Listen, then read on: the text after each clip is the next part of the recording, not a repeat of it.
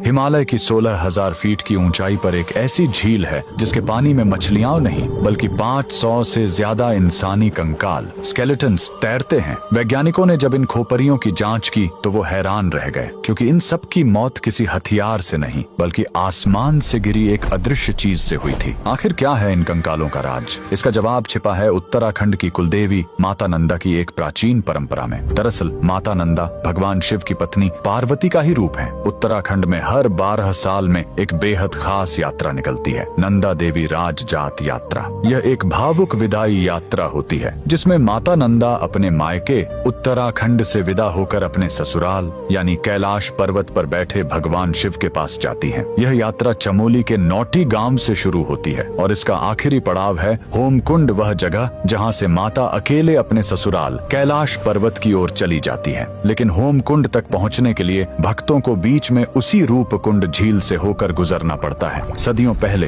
कन्नौज के राजा जसधवल ने इसी पवित्र यात्रा में शामिल होने की ठानी, लेकिन राजा को अपनी सत्ता का अहंकार था। वे भक्ति भाव से नहीं बल्कि पिकनिक मनाने के अंदाज में गए। नियम तोड़ते हुए वे अपने साथ गर्भवती रानी, नाचने गाने वाली नर्तकियां और जोर जोर से बजते ढोल नगारे लेकर पहाड़ पर चढ़ने लगे। माता नंदा अपनी विदाई के वक्त यह अपमान और शोर शराबा सह नहीं पाई। जैसे ही राजा का काफिला रूपकुंड झील के पास पहुंचा, देवी का प्रकोप टूट पड़ा। अचानक आसमान काला हो गया। बारिश नहीं बल्कि लोहे जैसे सख्त और भारी ओले गिरने लगे। वो ओले क्रिकेट की गेंद जितने भारी थे। वहां छिपने की कोई जगह नहीं थी। वो ओले सीधे राजा और उसकी सेना के सिर पर गिर रहे थे। देखते ही देखते राजा, रानी और उनके 500 साथी वहीं बर्फ में दफन हो गए। सैकड़ों साल बाद जब 1942 में वहां बर्फ पिघली तो दुनिया ने देखा कि झील कंकालों से भरी पड़ी है। और जब फॉरेंसिक जांच हुई तो वैज्ञानिकों ने पुष्टि की कि इन सभी खोपरियों में दरारें थीं जो ऊपर से किसी भारी गोल चीज ओले के गिरने से ही आई थीं। यह झील आज भी गवाह है कि कुदरत और ईश्वर के नियमों को तोड़ने का अंजाम क्या होता है।